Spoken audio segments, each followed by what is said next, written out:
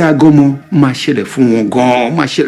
will teach them lesson. I will show them. TB Joshua wanted to write history for himself. He wanted them to serve him. He wanted to rule over them. And my brother, he did it. A disciple of TB Joshua is a slave to TB Joshua. I was a disciple of TB Joshua for 10 years, from 2001 to 2010. I stayed in that place till 2013. So what's that? Hello, people of God. Good morning, good afternoon, good evening. I greet you in the name of our Lord Jesus Christ.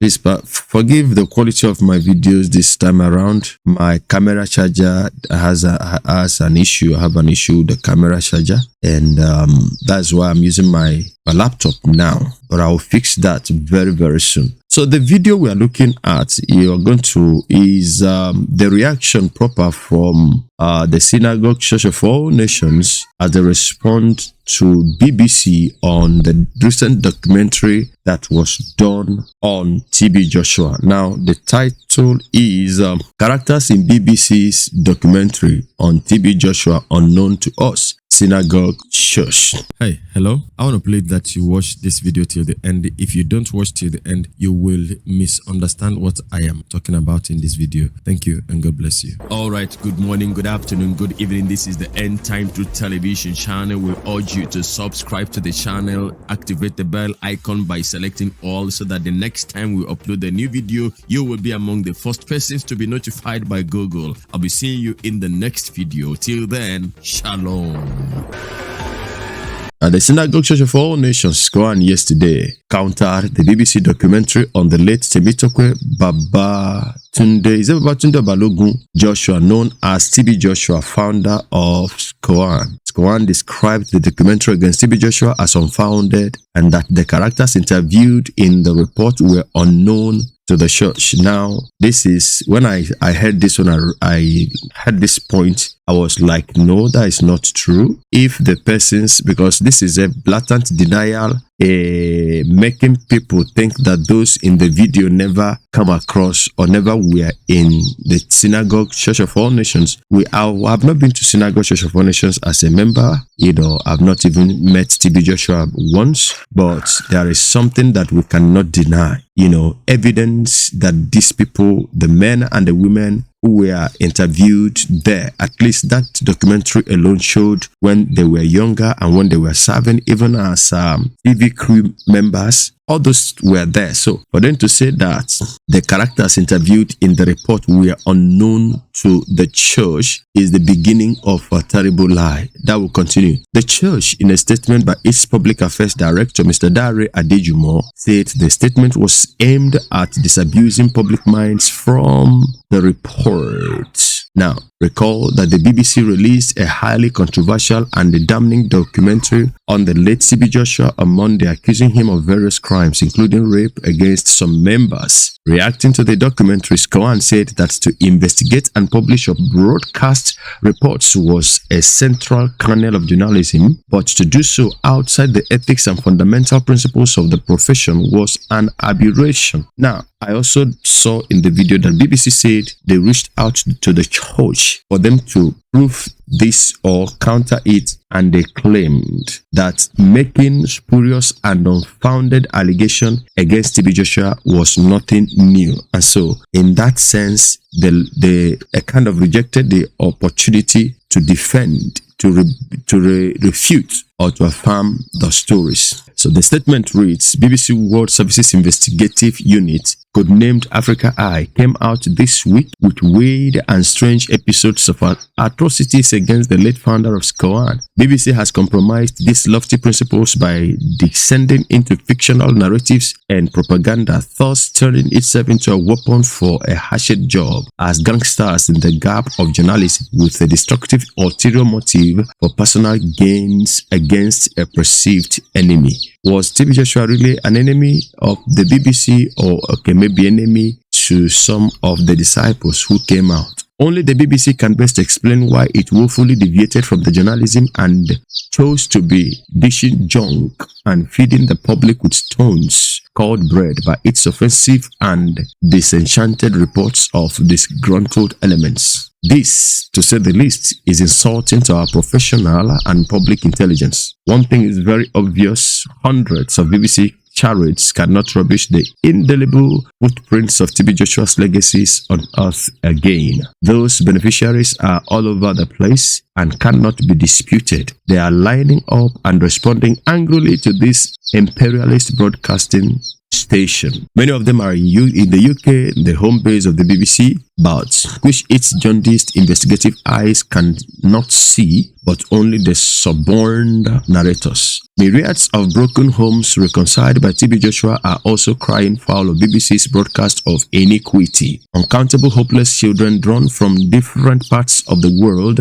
some brought by their parents, while others were picked from drug joints or brothels, who have gotten their destinies restored, are also pissed off by the offensive reports. BBC has shot itself in the foot by its compromise and roadside journalism.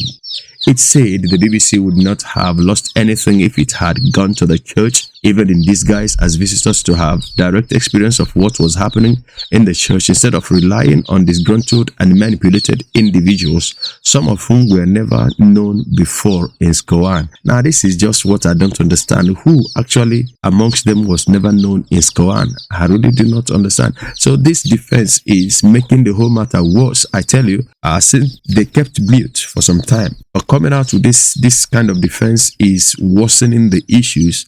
Now, saying some of those people, who amongst them, can they actually pinpoint those? Because we saw one of the 5 stories brothers, we saw him with a tag in the church, an old picture as an usher. This is a system whereby you have nobody to talk to, and there was nothing I could do. We, the 5-story brothers, are the ones covering him. These are children of 16, 17 years. He kept all of us in slavery, total, absolute slavery. During the day, he was an usher. Maybe at night, he served us. The 5-story brother. The ladies in question, we saw them in services. Some of them having microphones, preaching as well. And some of the wise men have actually reacted and responded. And none of them had questioned the truth of some of those people interviewed ever being present at SCOAN. Now, remember, I just did a video where I questioned actually one of the characters that was actually interviewed. Now, I didn't question being in the church, but her stories that looked a little bit contradicting. But these people here are doing a lot of damage to the stories. Now,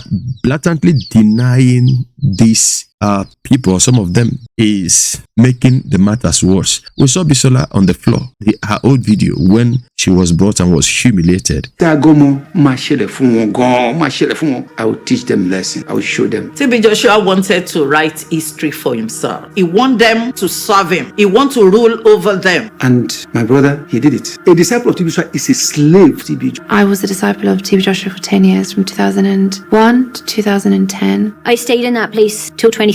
And Bisola duly accepted that was she. All right. Agomo was, are we talking about Akewi, who was in that video that they could say wasn't part of the synagogue church in the first place? Or maybe the person that wrote this thing just came to the synagogue. He just collected a contract to write this in order to confuse young minds that are not, thinking the thoughtful mind. It said, some of those identified are relics of homosexual and lesbian associates. My findings further show that everything the BBC put together is strange to SCOAN. Yeah, there was one of the ladies who said that even what brought her to the church was because she was finding it difficult to identify herself. This thing, Ebert Damina call it crisis of identity, identity crisis. So the young lady was having crisis identity, but she also said that daddy came and told her to open up and remove her clothes. We saw her younger personality, and she was not actually helped. And so if she came to the church as being confused as per who she was, whether she was a woman or a man, he openly said she was gay, and the daddy could not help her really by the spirit that he was working with, at least to identify who she was. And eventually she has gone her own path, believing in that thing that brought her to the SCOAN in the first place. All right. So let me repeat it again. It said, some of those identified are relics of homosexual and lesbian associates. My findings further show that everything the BBC puts together is strange to SCOAN. One other illogical thing in the charade is the BBC's categorical statement that TB Joshua, a man of God, was involved in all the abuse for over 2 decades. Okay, let's say maybe he did it while he was starting. So at some point in time, he stopped. If that was the case, maybe you should tell us that that was the case, that he stopped. Okay, he did it early in his ministry. He did it, but at some point in time, when he had shaved his beard and was looking very, very neat and handsome, and he stopped. If that is what we are trying to put across to us, fine, we'll understand. How can that be in a nation governed by law? It shows the station's crude disrespect and bizarre perception of Nigeria. My friend, stop that. We know we are in Nigeria. We're in Nigeria, and we know the high and the mighty can escape from anything. We know how it works in Nigeria. We are all in Nigeria. We're all in Nigeria that somebody can. I mean, stop saying that, I beg. Which Nigeria? Which Nigeria are we talking about? This Nigeria that even the government does not believe the rule of law. The court will give an order, a judgment, and the persons who are supposed to be custodians of the law, who are supposed to respect the law, to lead by example, that the law must be obeyed and respected, they defy the court orders. How many of them? I beg, forget that one. Where were all those shameless interviewees in all the decades? Was it when the man passed on that they suddenly became awake, or came back to their senses? Only a fool will have respect for such charlatans. I want to remind you that Bisola and Paul Agomo have always told these stories. They have told these stories, and even while TB Joshua was alive. Remember, so this is their response. But I just want to close with the fact that a lot of these persons may not have come out of fear that they might be killed, or that they might not survive it like Bisola and Paul Agomo survived it. Akewi only came out recently because he too was afraid, for his life. And these are things that can be proven. So, if I was a member of the think tank in Synagogue, instead of this kind of lame explanation and defense, it would have been better they didn't say anything. Being silent on this, we'll give you some time. After all, TB Joshua is gone. He is dead. And there are stubborn followers that will never ever, flinch their support for TB Joshua. All right? There are so many of them that don't think. They just want to go ahead. And I have some of them as friends too, who loved TB Joshua. The TB Joshua that they knew on the television screen, the TB Joshua that they saw on the podiums on crusade grounds, the TB Joshua that they saw on that big altar at the Synagogue Church of all nations. Now, that was the TB Joshua they knew, they loved, they fell in love with, and they are still loving. So if you knew that you actually had nothing upstairs, because this for me is dumb, it's a lame defense. It was better. It would have been better to keep mute. Give it 1 month, 2 months, 3 months, or highest 1 year. It will die. And then you